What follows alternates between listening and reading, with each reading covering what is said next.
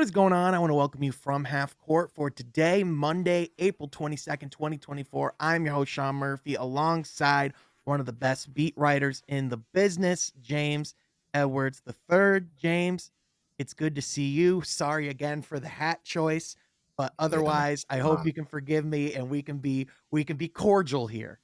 I feel like you're trolling me partly. Last time I saw you, you had the hat on during March Madness, which that Legitimately school, didn't think about it. yeah, that school that you're representing currently, I think they had 8 wins this year. Hmm. Yeah, like unless they made it to the what is it, the CGI tournament? I don't even remember what are the other tournaments. I don't even think they got invited to that. So Yep. it's all right. I think you're trolling me a little bit, but I respect it because I'm a big troll too when it comes to Michigan and Michigan State. So that funny that day that you saw me in that Michigan hat, I literally flew in from the other side of the country, and I was like, I was trying to not even I was trying to like look as like good as possible, trying to not even wear a hat. I was like, I was on a flight today, man. I my hair looks like a mess. I just got to roll with what I'm wearing, and so there was no thought process behind that. Hey, I've been there. I've been there, 100%. But yeah, man, I appreciate you having me on, and maybe I'm gonna send you a Michigan State hat.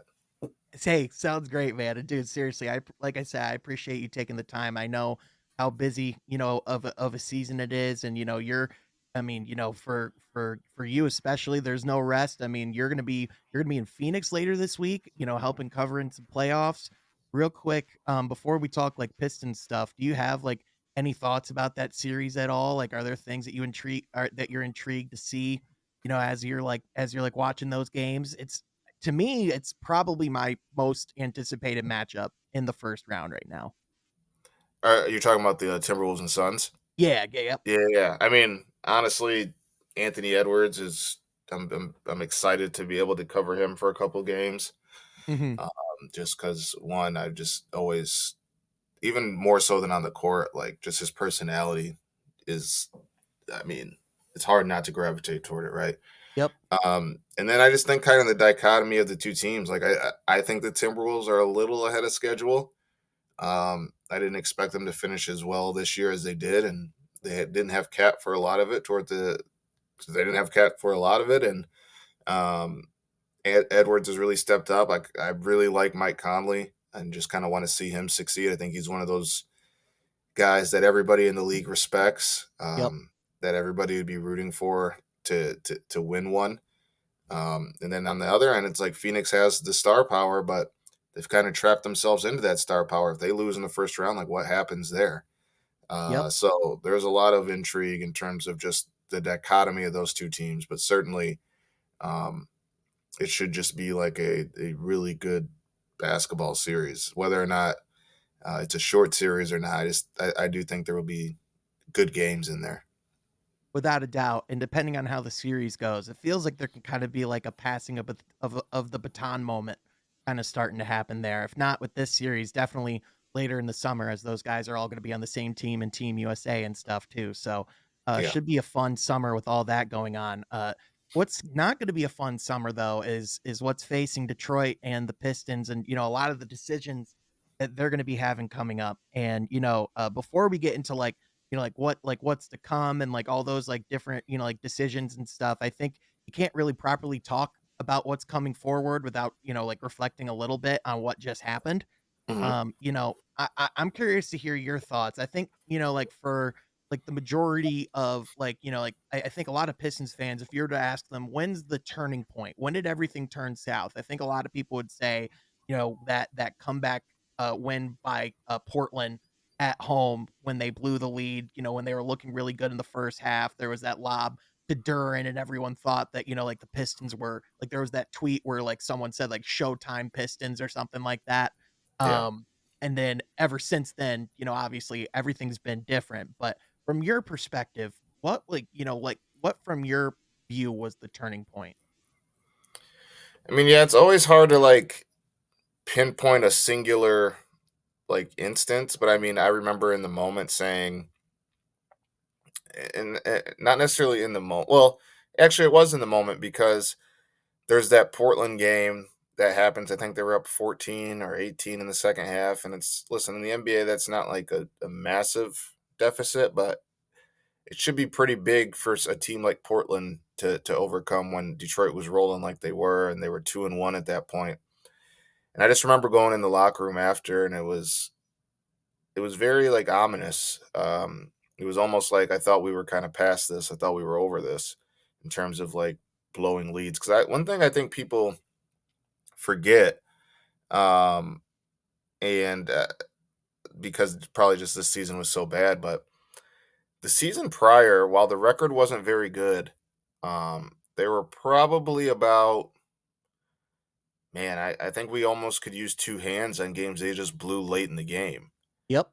And like there is a world where they were very, very, there's maybe, and I always joke, and I'm obviously being a little bit facetious here, but they were like 12 possessions probably. And when I say last season, I mean Dwayne's last year. They were maybe like 12 possessions from having like 23 wins. Again, Yep. not good, but I think people forget just it wasn't more so that they would get beat out of the gates or have a bad end to the second quarter. Like they were in pretty much every game until the end, um, and they just couldn't close. Which you're able to kind of, I think, you're able to understand as a reporter covering a young team that teams like that just don't know how to finish. And then as a fan, obviously in the moment you're frustrated, but I think when you Yep. have it, when you compare it to this past season that just happened, I think a lot more people would probably take that because it wasn't. I felt like too much this year. They were just out of it too soon in the game, and um, yeah, in terms of turning point, like the Portland one definitely like is just the most obvious to point to because that kind of it didn't start the losing streak, Hmm. but they lost to Oklahoma City the game before, but it certainly was like they had an opportunity to rectify what the performance against Oklahoma City. They were kind of on the heads of Portland, dominating them, and then it just got away. And then obviously from there, it spiraled into epic proportions. So I think like easily we could all point to that, but it's Right. kind of hard to say. Like I think the losing streak took on a life of itself, and from there everything just kind of downward spiraled. Right. 100%. And, it it's obviously, you look back on a lot of things, and, like before the season, there was obviously a lot of, like optimism and things like that, especially, they went out and spent the money that they did and, made Tom took the flight out to Monty Williams' house, like lured him, to the city. There was the big, press conference with the welcome. There was the picture, of the three on the podium. And, obviously, I think we look back at that, like at that press conference now, and I think at the time people respected the honesty from Monty of like, it's hard to turn down that type of money. It's a historic offer, like it was at the time the biggest contract, like in NBA history. But now, there's kind of the question of, is he actually, like wanting to be coaching? Did he really want to take that, like year off? Do you look back at that press conference now and kind of like do you wonder if that should have been a sign of potentially things to come, or, do you really think it's just he was just being real? I think he was being real. And I actually remember, I think I either tweeted it or wrote it in the story. Like, I respected that because Right, we have people, whether it's players, coaches in this instance, or whoever, like, they sign these big contracts and all you hear about, yeah, I really believe in this team. I really wanted to be here when it's like, hey, man, you just got a lot of money. I understand it. I would take it too. right, And the fact that he said that, like, it was real. I really appreciated that. right, Um, I don't necessarily think I look back and see like foreshadowing because I don't think anybody wants to invest that much time and not do well at their job. right, Um, but I also think that like there were questionable things that were like very interesting that didn't necessarily like um what's the word I'm looking for, that didn't like given the situation, you thought there would be quicker, they would make adjustments quicker, and that just didn't happen, at right, least in terms of, like, personnel and who's playing more and who's playing less, right? But, I think at the end of the day, I think the question that should have been asked before the contract was even put in front of Monty, is like, well, what if this doesn't work? Because that's a lot of money. Um, that's a lot of years. That's a big commitment. If things in the at the time felt like a slim chance that it's like goes super duper bad like it has this year, uh, like now you have to really figure out what you want to do as opposed to have it given yourself a little bit easier of an out if that is the route that they choose to take. So yeah, I think it was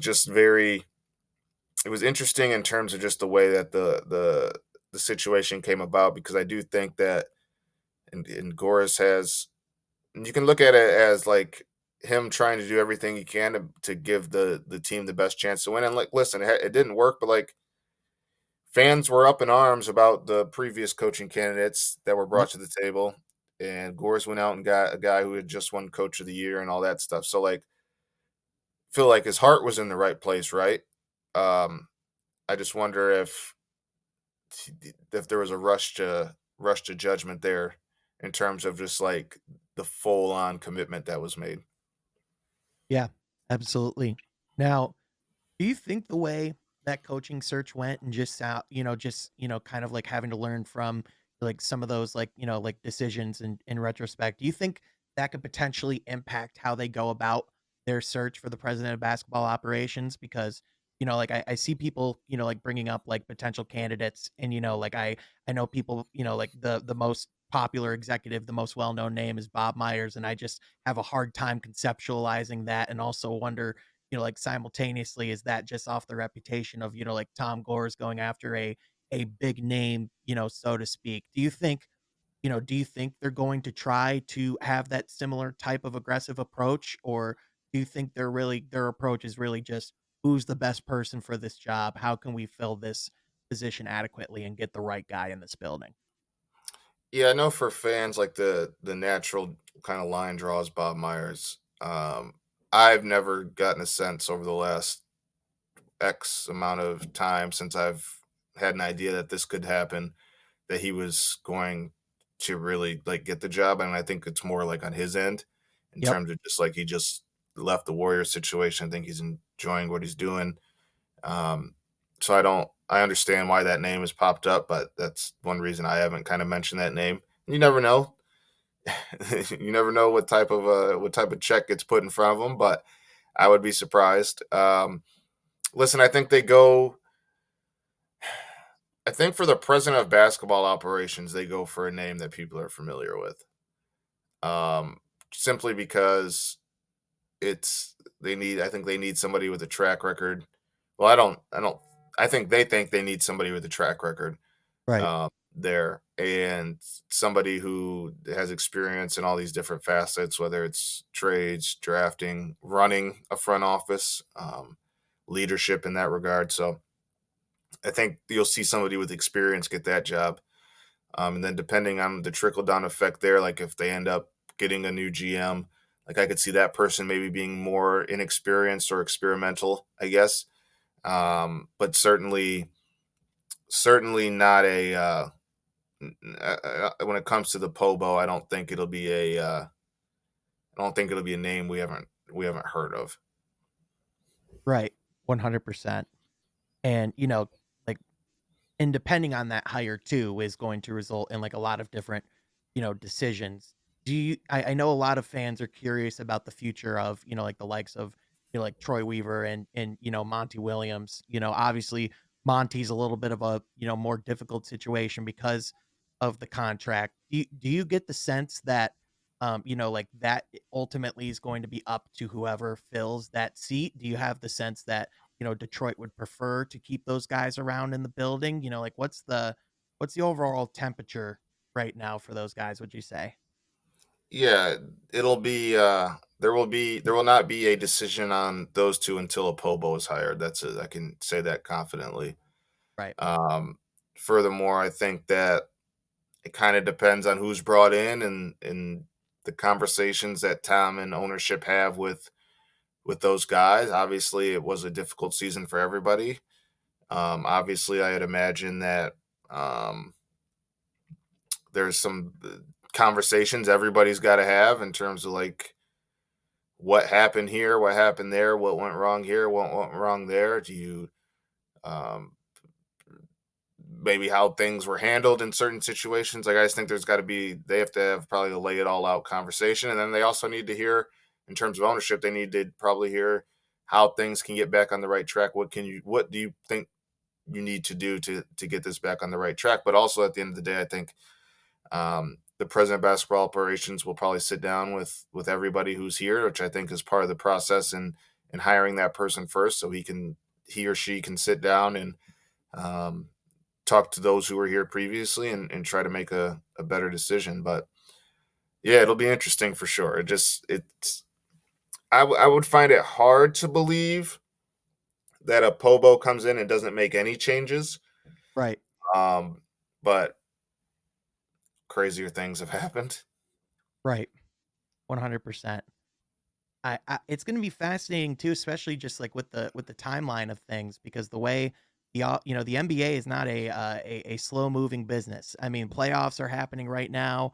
Like about 3 weeks from now is going to be the draft lottery. So like a lot of decisions and things are like already coming into place. Like as of this time last week, those new apron rules for like this upcoming off season are Hmm. coming into place, which have implications of like how Detroit has to make decisions this off season. As far as like when people can expect a decision to be made or to hear about like when that process is, obviously the head coaching process last year took like a little over a month, I believe. It was kind of drawn out and they took their extensive time, did like re-interviews and things like that. Do you expect this to be a different situation, seeing the importance of the seat that they're filling and the fact that, they do have to have those conversations about general manager and head coach and just about everything within the basketball department and operations? I think yeah. I don't think there'll be like a if you're expecting somebody to be hired like next week or even 2 weeks. I would say that's probably not going to happen. I think it's going to be middle May, end of Right. May, by the time that they land on the president of basketball operations, and then the trickle down effect of that will probably be in the next. The trickle down effect of that will probably come within the next week or two of hiring that person. So they have time in terms of obviously coach. You can have those conversations a little bit longer. Right. But in terms of the front office, like you do have to have draft prep. You do, but that's also probably part of keeping some people around for now and knowing what the plan is and things like that. Like my guess is like this is probably no matter like regardless of kind of what happens with Troy going forward. I think this is probably still his draft, just given the Yep. timeline and everything like that. And who's to say that they make the pick right? Or what happens. But I think I would say middle of May, end of May, they'll probably have a Pobo in place. Yeah. That makes total sense. And it's hard to, envision what type of moves that they are going to make and things like that. But one thing we do know is like that last off season they kind of kicked the proverbial can down the road. As far as like a salary cap and things like that. This off season they have like $60+ million in cap space, but now there's the rule in the NBA that you have to spend like 90% of your cap space. Hmm. Like and like you have to like fill as much of that as possible. And given the way things have gone, I would wager that they're more likely to try and spend that to get, like players who can try and help them actually like get better than, you know, trade for picks to acquire contracts. But at the same time, they also are kind of one of those rare situations where they lose a lot, but also don't have a lot of picks and assets, like in their cupboard, so to speak. Do you think that, there's going to be that, like for that president, do you think there's going to be that urgency for them to like turn that record around like immediately and to start building that momentum? Or do you think, they're that if that's what they're calling for, that they would have the patience and the leash, so to speak, to be able to, kind of make up for some of those, like perhaps like shortcomings of getting assets and getting more of those like first round picks? Yeah, I'm in the camp of there's got to be an urgency they play with this summer. Can't afford to even remotely trot out anything close to the same team as last year. You can't. They don't. They don't have the luxury, I don't think. And again, that's not my job to think that, or well, I can think that, but it's not my job to act on. Right. Uh, they don't have the urgent. I don't think they are allowed the urgency to wait on everybody's development anymore. They're gonna have to really, I think, pick and choose who they believe in, and then figure out what to do with the rest. And then that's a way to add assets because, like you said, they don't have a ton of draft picks to play with. But I mean, hey, if they end up with pick 1, 2, or 3 this year, I think they could get something pretty good. Maybe you package that with a young player or two and turn that into 2 or 3 role players. Then maybe you're cooking and you attack free agency, add a couple more, and then you're looking all right. So I think they have to try to be aggressive. You can't. I don't think they have the situation does not call for any more. Uh, I've been saying like being frugal. I think you really have to put the pedal to the metal and really at least one show your fans that you're trying that last year wasn't acceptable and we're trying a different approach. And two, um, they have to win more games. It can't and they can't have anything remotely close to this again next year for the sake of the health of the organization, for the sake of maybe the future of someone like Cade, for the sake of um, just fans nodding in and out. You have to show progress, and there needs to be something of tangible value that people can walk away from next season and be like, okay, I see where this is going. Right. Speaking of Cade, I'm glad you brought that up because that was kind of where I wanted to go next. It feels like if there is any of the positives, to take away from the season, it's like, I know you mentioned in an article you released earlier today, one of them was going out and getting Simone Fontecchio, but also it was, seeing the level that Cade Cunningham was able to, like get back to, especially, like as the season's gone on. Now, I believe he only played 62 games this Hmm. season, but I would wager if games were, if they were actually playing more crucial games down the stretch, that he probably could have played more if need be. But with the knee issues he was having, let's be honest, and where they were, it just didn't make much sense for him to play down the stretch. But Yeah. do you think, like it's pretty much like no question at all that, like it like that the extension is something that, they should be planning on doing and, like heading towards? Do you think those, like those conversations are starting? Do you think that will be like one of the first orders of business for whoever's brought into that seat? Like what's your thoughts on that? Yeah, I definitely think it'll get done. Um, Aside from the fact that I think Cade showed exactly what you wanted to see as a guy you want to build around. I think aside from that, you also need something to show for the last 4 years of being really bad. And if you can show that, hey, like we have our franchise player, he got better after missing all of last season and in these circumstances with a roster that gave him 30 different teammates throughout it, and he still found a way to get better. Like that's super encouraging, and I just think that he showed everything he needed to this year to show that he is has the potential to be one of the best 20 players in this league. And um, I think it's important for not only them them being the team to show like, hey, like look, we have our piece for the future. We're committed to him, but also like I think they should feel good about the opportunities they have. My guess is that happens like end of the summer Mhm. after they do their roster and stuff. But yeah, I would be stunned if Cade doesn't get and sign the extension.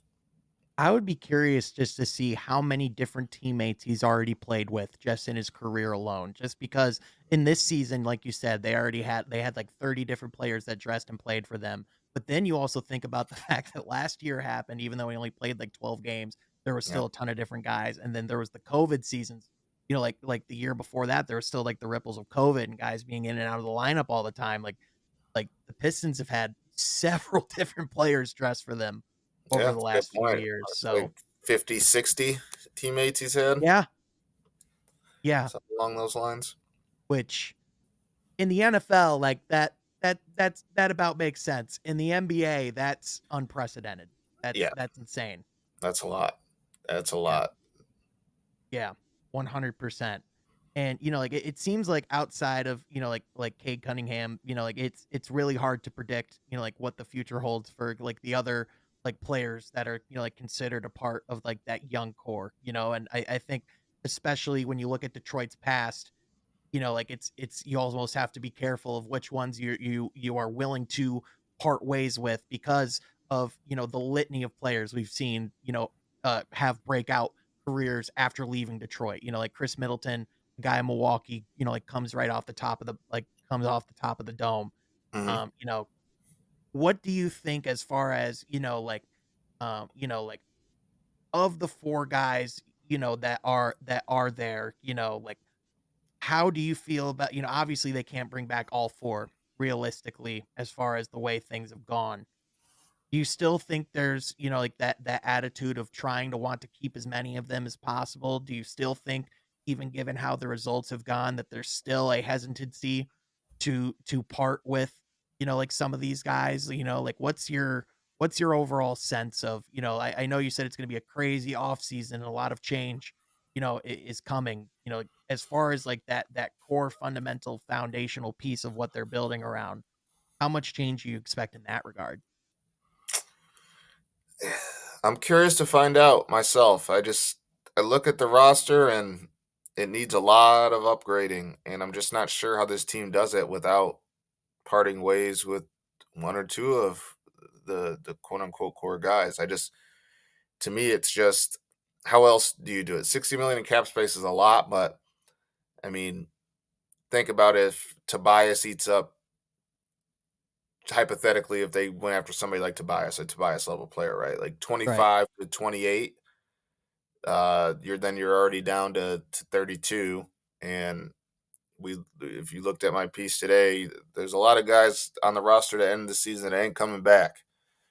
So you really gotta you really gotta round out a roster, and I think it's important for them to get as many solid NBA players as possible this summer. Like, I don't think they need to go out and get another star. Like, if one presents itself, cool. But like, let's kind of see what Cade around a bunch of proven NBA players looks like, because we haven't really Right. seen that yet.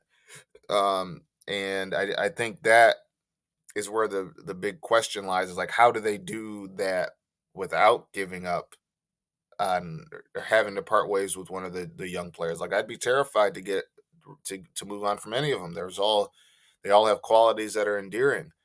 Um, but also the situation is what it is, and I'm just not sure that they have the wiggle room to develop that many guys right now. Like, I think they should trade the pick. Um, I don't love this draft class. I think you can get two or three B minus players with that pick, at least, and I think it's worth exploring. And certainly, it's a situation where, yeah, the Pistons didn't want to be here, where I think they don't want to have to consider. Maybe they're not considering something like that. Maybe I'm just off base, but I know that they have to get significantly better. I know that they can't afford to, once again. I can't. They can't afford to once again, like, bank on development to help them show progress in the win and loss record because of how bad last season went. Um, so to me, it just seems like a natural order of operations that that's something that they're seriously going to have to consider. Right. If you were the if you were the general manager and you were in a position where you had to like be the person to like make these moves of the likely guys that like you would have to trade, because let's be honest, Cade's not going anywhere. Which player would you personally have the hardest time like parting with? Like if you had to pull the trigger and make a trade, which is the of those guys, which would be the player that would keep you up at night the longest? Um, like, are you talking about between the four of Cade, Asar, Ivy, and Duran? Are you not Yeah, including like Stu and Tech in these? I mean, we Okay. could include those guys as well. Well, I just think those guys are like specifically Stu and Tech. Like those are just like solid NBA players. Like they need more of those guys. Like to me, whatever you would trade them for, you're probably not getting like you're probably getting a similar player back in return. Like I would just rather keep those guys just because I think NBA teams need more good players and they're pretty settled into who they are. And Stu's gotten better every year as a role player and has really embraced that. And Tech is the same. So if we're just talking about the guys who are still like have question marks in terms of like upside and things like that, I mean, for me, it's a SAR. Yeah. Um, you can't teach the defensive instincts that he has. You can't teach that athleticism, um, the IQ in which he plays with. Like you can work on a guy's jump shot, and I Yep. just think that he just knowing him and how hard he works and how committed he is to being like really good at this, like I believe that shot will come around one day. Um, and I just think that everything else he has aren't really teachable things. And even if his shot never really comes around, like who wouldn't want a 6'6", 6'7" lockdown defender who has possibly some secondary, tertiary ball handling and hell is even a lob threat in some instances if he's used like as a pick and pop, pick and roll, not pick and pop, pick and roll type threat as his career plays out. So I just think that the stuff he has naturally are hard. You can't really teach those. And the thing he lacks most is there's been evidence of guys improving their jump shots. Yeah, 100%. And, of the guys that, that you kind of like list there of, like not that like they're not all like gym rats in ways, like they all like work hard and things like that, but it's like Asar's the type of guy where like I just don't even think he knows like what outside of the gym looks like most days. So Mm, like, yeah, I don't think he has many other hobbies. no, not at all. I know I go back to this story a lot, but like it was like it was like at like the open practice and like Asar was asked a question of like you're like what's been the biggest adjustment for you off the court? And he was like off the court? Like that wasn't a concept to him.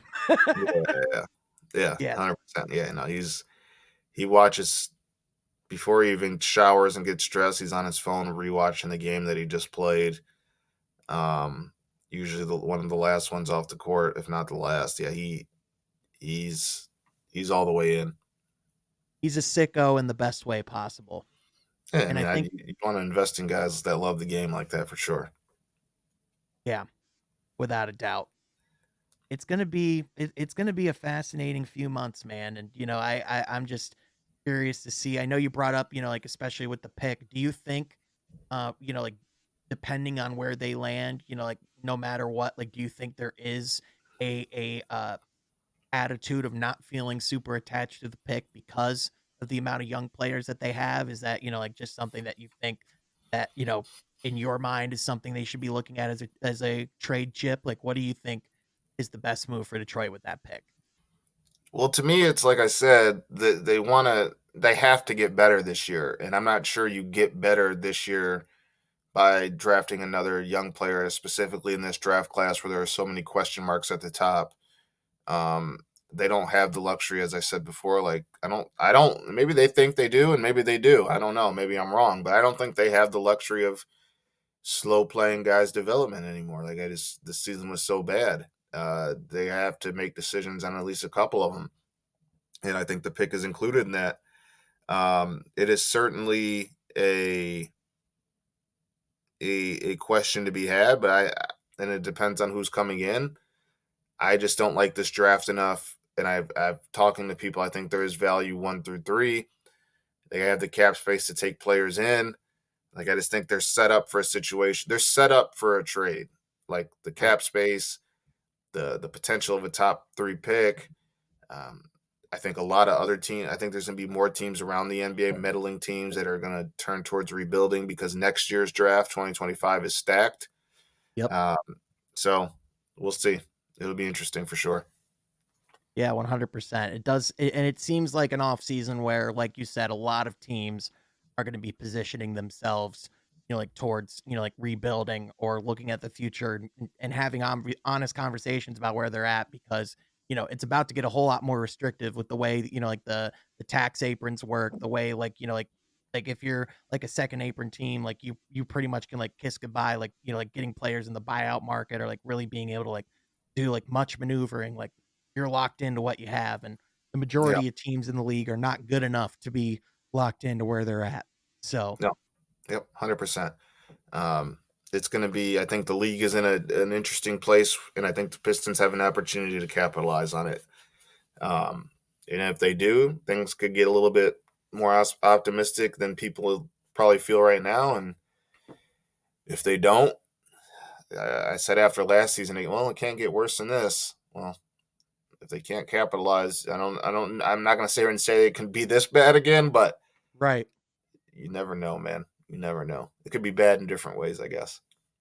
Yeah, 100%. They're just in need of good momentum. Let's just be real. The last time they won a playoff game was 2008. I'm not sure where you were at, but I was 11. So, Yeah. Yeah. I was the last time they won a playoff game. yep. What was that? 09? Yeah. Yep. Sheesh, I was older than I thought. Wait, 09 was when they made the playoffs. They didn't win a game though, right? They didn't Right, get right. It was '08 against Boston when that they they won won a this playoff game. game. I was 16. I was probably in Okay. my Honda CRV at the time. Uh, if I had to guess, just got the license. There you go. Yeah, 16. Holy cow, I'm getting old. Yeah, exactly. Yeah, now I'm 32. What's in the CD player? What did we play a lot of back then? That would have been '08. Most Def the Ecstatic. I think Kid Cudi's debut album back then. Ooh, yep. Um, guys like a lot of underground rap. Big Crit, I think, was around then. Wale. Um, yeah, that was very big. That was around the time of like the internet blog era. So Yep. like a lot of random underground internet rappers that some have gone on to do great things and some have kind of gone into the sphere. But yeah, it was a good time, man. Yeah, it was now that I'm like thinking about it, I'm just like trying to picture like my CD disc, trying to Yeah. flip through it in my head. But yeah, we used to make mixed CDs and all that stuff. But yeah, I Oh, yeah. remember Most Def. I remember Cuddy. Not a big fan of Cuddy now, but 16-year-old me definitely played it. Oh, yeah. Man on the Moon was a classic back in the day. It's hard Yeah, to it was good. It was listen, any high school kid was for sure playing that. Like Yep, it was what it was. without a doubt. Before I let you go, James, I'd be remiss not to at least ask you a little bit about the current playoffs. I always like to ask you at least like one question, Yeah. non-Pistons and NBA, just because I love talking the league. Um, Do you after kinda, like, watching, like, like, any, like, first weekend, do you have, like, a pick or, like, a favorite for, like, for the finals and who you have winning it all? Me, personally, I just don't see a world where Denver loses 4 games to a team right now unless, like, injuries intervene. I thought the Lakers probably gave them their best punch, in the first half of game 1, and they almost kinda shrugged it off like it was nothing in the second half. Yeah. What are your thoughts? That'll be a sweep. And I called it last year and that's why I stopped posting my predictions on Twitter just because people are assholes. Yep. And I posted the Nuggets would sweep the Lakers ahead of time and everybody called me an idiot. Then they did. And then everybody who called me an idiot said, well, it was competitive. Yep. All right, well, they still got swept. So I think the Nuggets and Celtics are locks personally. Yeah. Um, I just think the Celtics team is so good. But I think the continuity of the Nuggets ends up winning out in the end. I'm more intrigued by like the Clippers Mavs because that has like whoever loses first round, like there's going to be some weird stuff that happens in the offseason. Oh, yeah. I'm intrigued by like Phoenix, Minnesota, which yeah, like I said, I'm gonna be filling in for John Krasinski, our Timberwolves writer, and cover games 3 and 4, covering the Timberwolves 3 and 4 in Phoenix this weekend. So that'll be interesting to watch up close. Um, What other series am I really intrigued by? I'm not really intrigued by Orlando and Cleveland just because I don't. Orlando's not ready, and Cleveland. I mean, if somehow Orlando wins, then Cleveland is. I mean, obviously the Donovan Mitchell stuff will start, but he also like I think that Donovan Mitchell stuff will start even if they like beat Orlando and lose in the second round or something Oh, like that. 100%. Um, and I think the Bucks without Giannis beat the Pacers. I have not liked that Pacers team since the Siakam trade. They don't defend.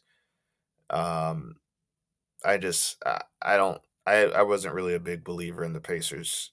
And I liked them before the trade, not to say like take away anything from Pascal Siakam. I just kind of like the rhythm and flow that they had as a unit before that trade. And I get why you had to do it. You want as much star power as you can get, but I Yeah. think the Bucks beat them without Giannis. I almost wanna see that Pacers team, like, next season when Halliburton's a little bit more healthy because I think it's pretty clear that he hasn't been the same player, like, since he suffered that hamstring injury and, kind of been trying to push through it for, some of those, like, all NBA limits and things like that, trying to reach the 65 games. I'd be curious to see what they would look like if that, like, if that wasn't a factor. I'm actually going to game 4, so I'll be curious to see that one. Yeah. Um, I think the if Zion was playing, I think the Thunder Pelican series would be more fun. It still was a really good game last night, and I actually think the coaching matchup of Willie Green and Mark Daigneault is like low key kind of like underrated. Like two of like the up I and love coming that. rising coaches in the league going at each other. I think is going to be like really fun. But Yes. like I think from like a consequences standpoint, I think you're absolutely right of like Clippers Mavericks is like whoever loses that series is like they were the 2 teams that could not afford to lose in round 1 and they're Yeah. facing each other round 1. Yeah. 100%. Yeah, I'm real. I mean, that's probably like my basketball nerd favorite series is Pelicans Thunder. I mean, I'm a massive Brandon Ingram fan. Yep, Um, I hope I'm not the only one, but I had an official ballot this year, and I don't think I'll be the only one, but I voted Shea MVP. I Um, definitely don't think you'll be the only one. yeah, I'm curious. I had some people tell me I'm messing up. Jokic is unanimous. And I'm like, I don't think it'll be unanimous. No, Um, and I'm not sure. I mean, I'll be curious to see. I think he wins, but I'm not. I don't know. I'll be curious to see. But yeah, I mean, I love Brandon Ingram. I think Willie Green's a fantastic coach. I was really hoping to see Zion in this moment. me Um, too. hopefully he can get back. But I mean, the wings that they have, I think it's a good matchup for OKC. Yep, I think it's a fascinating matchup. A lot of length for the Pelicans. Just I think it comes down to their shot making and then the rebounding on the OKC side and just living and just being ready for the moment. This is yep, this is different than the regular season. So yeah. that's my like actual favorite series going on right now. Yeah, and I think, like, I know the Knicks are getting a lot of love and praise right now, and they are really good. I love Jalen Brunson. Been a big fan of his for a while. It just feels like they're a year away to me. Like, it feels like, especially with the health of, Julius Randle, like, with the amount of moves they have, you bring up the looming, issue of Donovan Mitchell. I would say they are in a driving position if he becomes available, to potentially go and land him like they wanted to, a couple of years ago.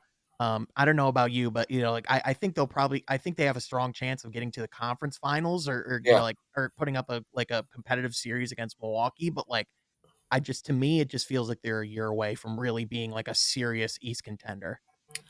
Yeah, I mean, to me, like in terms of cohesiveness, I know they've had a lot of guys in and out, but I mean, just like the way that they're all bought into Tibbs' style and just the flow that they have off Jalen Brunson, like I think they're one of the best collective teams in the league. It's just the issue is this: the Boston Celtics exist and they're in the same conference as them, and I just think the Celtics just have way too many killers.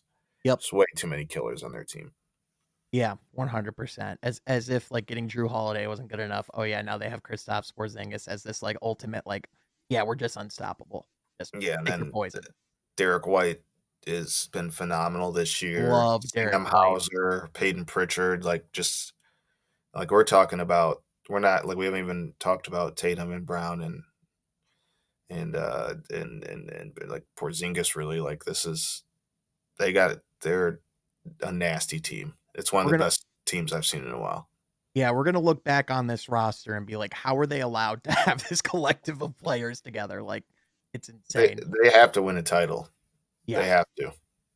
yeah, Like, that's not gonna bode well for, and I'm not, like, a big, like, title legacy guy, blah, blah, blah, but, like, I don't know, man, Tatum and Brown, like, if they don't do it with this roster, how then you really have to question trying to yeah. shake it up and using one of them to do so.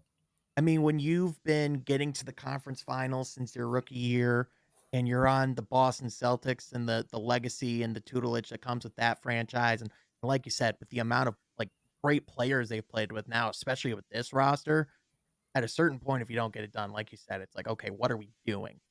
Yeah, and listen, they can get even better because if they Yeah, end up splitting up those 2, either one will get you back even more good players, so, yeah. um, I mean, the Boston Celtics are set up for, like, legitimate, sustainable success.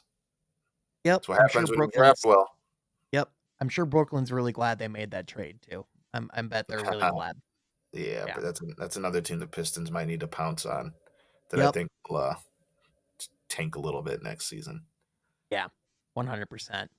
But James, for real, man, you're the best. Thank you so much for taking the time and like recording this seriously. Like just I know how busy, like of a time this, like this is for you and just, you're awesome at what you do, man. Just always have appreciated you for real. I appreciate you, man. Keep grinding. Like I said, I've told you before, like very few guys that can get me on the phone at 9:45 in the morning. So just keep doing what you're doing. I respect you and appreciate you having me on, man. Yeah, I got mad respect for you, man, for real. And thank you so much for, people for listening. If you aren't already, go subscribe to The Athletic and go follow James Edwards III and catch out the work that he's doing, especially over the coming weeks with everything going down. He's going to have the most reliable information and he's probably going to have it first, if not very close to. So you'll want to check the work that he's doing, but also subscribe to From Half Court for all the coverage and everything coming on for here as well. But thank you so much for listening. We'll catch you guys next time from Half Court. Be sure you subscribe.